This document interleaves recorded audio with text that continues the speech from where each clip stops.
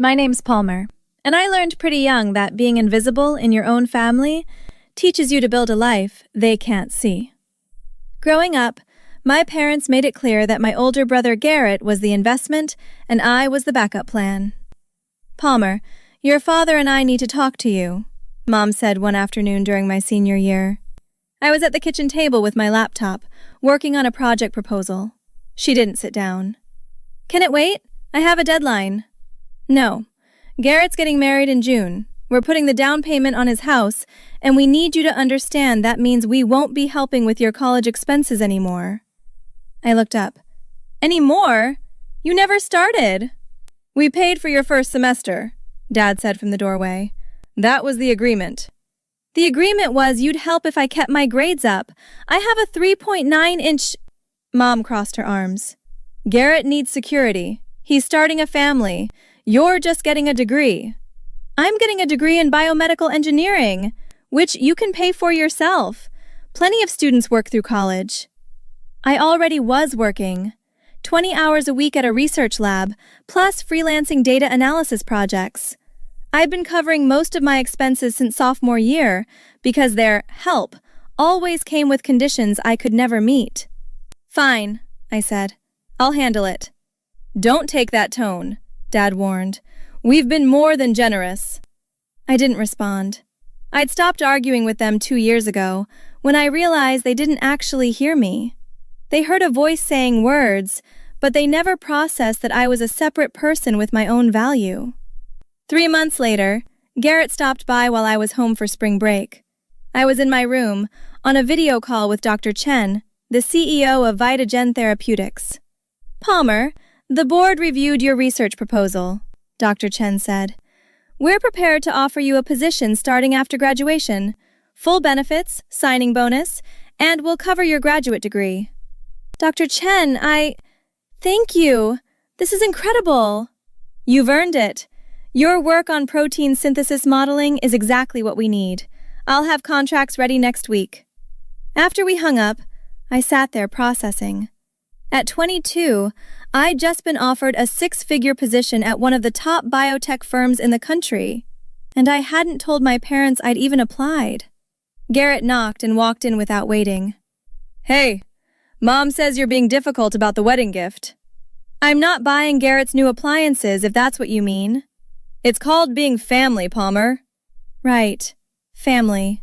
He sat on my desk. "What's your problem lately? You're so cold." "I'm focused. There's a difference." "Focused on what? You're about to graduate with student debt and no job lined up." I smiled. "Actually, I have a job lined up." "Where? Starbucks?" "Vitagen Therapeutics. I start in June." His face changed. "Bullshit." "Check LinkedIn if you want. Dr. Chen announced it internally yesterday." Garrett left without another word. 20 minutes later, Mom called. "What's this about Vitagen?" "I accepted a position there." "Doing what?" "Research engineer. Drug development team." Silence. Then, "You should have discussed this with us." "Why would I?" "Because we're your parents, Palmer. We guide these decisions." "You haven't guided anything about my life in 4 years, Mom.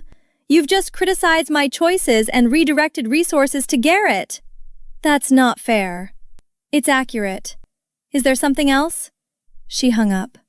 The next 2 months, they barely spoke to me. Garrett got married. They spent $40,000 on the wedding. I wasn't asked to be in the bridal party.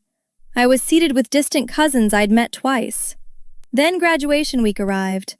The morning of graduation, Mom texted, "Come to the house before the ceremony. Important family matter." I almost didn't go, but something made me curious about what they'd want right before I walked across that stage. They were waiting in the living room. Dad in his suit, Mom in her dress, Garrett on the couch looking uncomfortable. "Sit down, Palmer," Dad said. I stood. "What's this about?" Mom pulled papers from her purse. "We've been discussing your future, and we've made a difficult decision." "We're formally disowning you," Dad said. "These papers remove you from our will, our insurance policies, and any family legal obligations." I stared at them. You're doing this 2 hours before my graduation? We're doing this before you embarrass us, Mom said.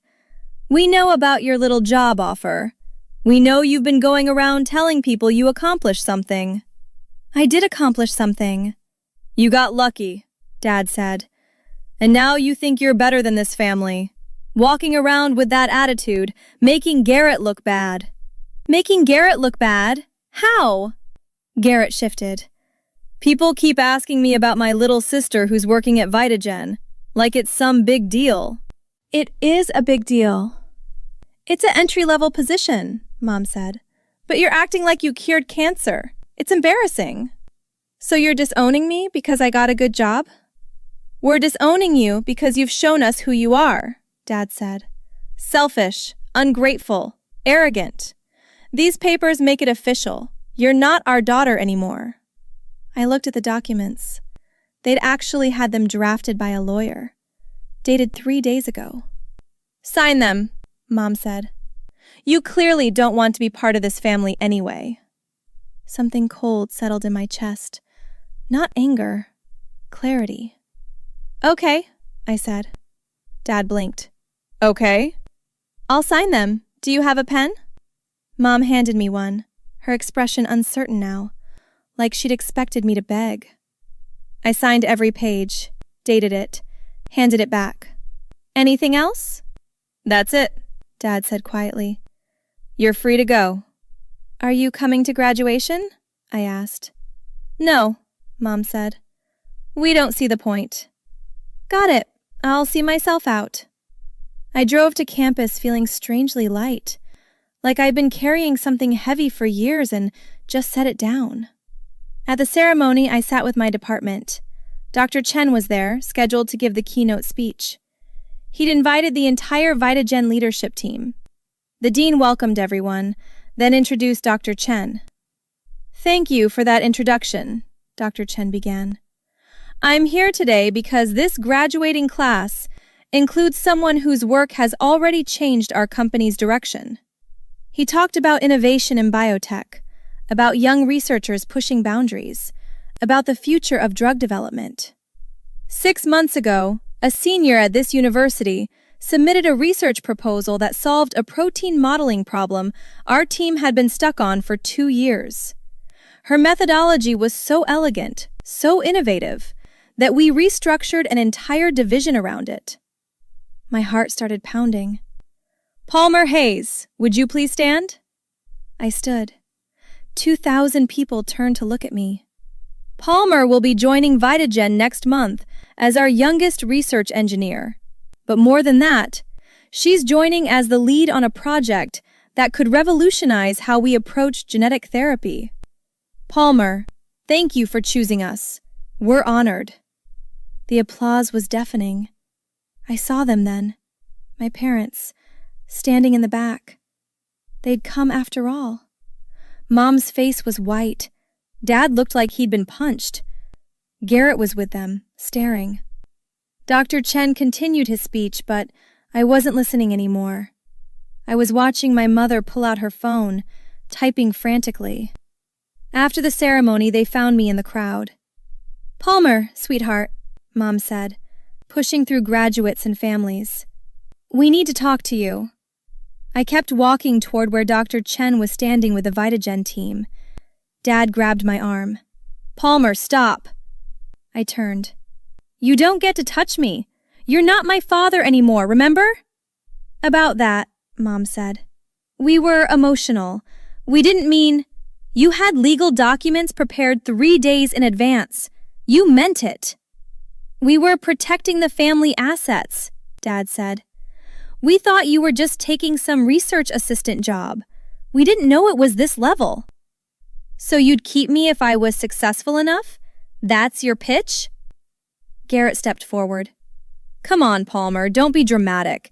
They made a mistake. They made a choice. There's a difference. Palmer, Dr. Chen called, waving me over. Come meet the board members. I started to walk away. If you walk away from us now, that's it, Dad said. We won't ask again.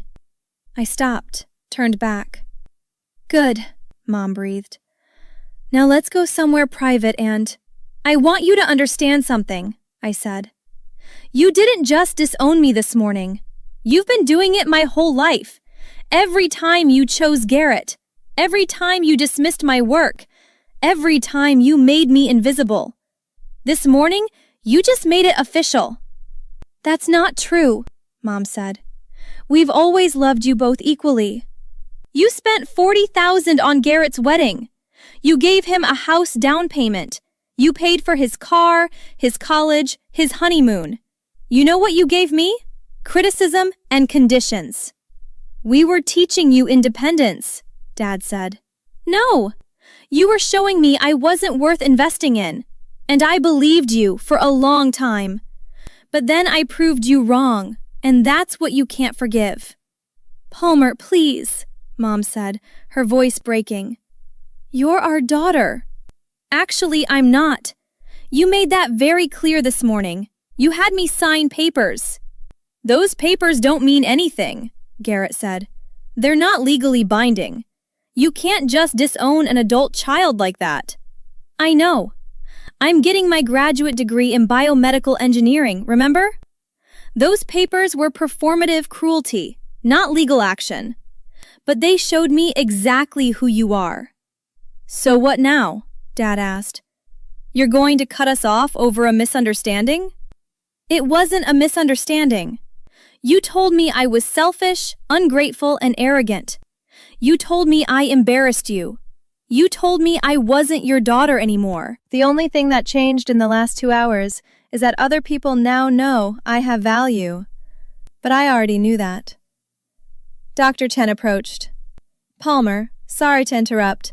The reception is starting. I'm coming. I looked at my parents one last time. Don't contact me. Don't show up at my apartment. Don't tell relatives you're proud of me. You made your choice when you thought I was worthless. You don't get to change it now that I'm not. You'll regret this, Dad said, his voice hard now. Maybe, but I won't regret it as much as you're going to regret underestimating me. I walked away. They didn't follow. The next 6 months I blocked their numbers, their emails, their social media. They tried anyway. Mom sent cards to my new apartment. Dad showed up at Vitagen's office building once. Security removed him. My work consumed me. The genetic therapy project moved faster than anyone expected. By October, we had preliminary trial results that exceeded projections. Dr. Chen promoted me to senior engineer. Then the family stories started spreading. Mom was telling everyone at her book club about her daughter, the biomedical engineer at Vitagen, posting articles about the company on Facebook with comments like, "So proud of my brilliant girl." My aunt called me. "Your mother's telling everyone she supported your career from the beginning." She didn't. I know. I was there for most of it, Palmer. The breaking point came at Thanksgiving. My cousin Melissa texted me a photo. My parents at Garrett's house. They'd set up an empty chair with a place card that said Palmer. The caption from Garrett's wife's Instagram. Missing our brilliant Palmer today. Family isn't complete without everyone. They were performing grief, collecting sympathy, rewriting history. I called Melissa. Send me every photo from today. I posted them on my Instagram with a single caption. These are the people who handed me disownment papers 2 hours before my college graduation. Because they said I was selfish, ungrateful, and arrogant. They told me I embarrassed them. They said I wasn't their daughter anymore. The only thing that changed after they saw me publicly recognized was that they realized other people thought I had value. Don't let them rewrite this story. I attached photos of the disownment papers. The post went viral in our extended family. 300 comments in 2 hours. My aunt commented, I witnessed years of this. Palmer's telling the truth. Garrett's wife deleted her Instagram account. Mom called from a number I hadn't blocked. How could you do this to us? How could you humiliate us publicly? I told the truth. That's not humiliation. That's accountability. Everyone thinks we're monsters. You are monsters. You just used to be private monsters. We made one mistake, Palmer. One! You made 1,000 mistakes. The disownment papers were just the only one you wrote down. What do you want from us? Dad's voice now. An apology? You want us to grovel? I don't want anything from you. Then why post that? Why destroy us? I didn't destroy you. I just stopped protecting you. He hung up. 2 weeks later, Garrett came to my apartment. He waited 4 hours in the lobby until I went down. They're falling apart, Palmer. Mom's on medication. Dad's blood pressure is through the roof. Their friends won't talk to them. Good. When did you become so cold? When I realized warmth was just another thing they took from me. They're our parents. They're your parents. They signed papers saying they weren't mine. That was a stupid thing they did in anger. People make mistakes. People make mistakes. Parents who love you don't premeditate your disownment. They don't prepare legal documents. They don't tell you you're an embarrassment right before the biggest moment of your life. So what? They suffer forever? They suffer until they understand what they did. Really understand it. Not, we made a mistake. But, we spent 22 years treating our daughter like she was worthless, and when she proved she wasn't, we tried to punish her for it. They'll never say that. I know. He left. I stood in my apartment afterward, looking out at the city lights. My phone buzzed. Dr. Chen. Board approved your budget for the expanded trial. Congratulations. I was 23, leading a research project that could change medicine, making more money than my father ever had. And I'd done it while they told me I wasn't good enough. My phone buzzed again. Garrett. Mom's in the hospital. Panic attack. Dad says if something happens to her, it's on you. I stared at the message for a long time. If your parent uses their own health crisis as a weapon to manipulate you back into accepting their mistreatment, do you go to that hospital? Or do you finally admit that some people only stop breaking you when you're willing to let them stay broken?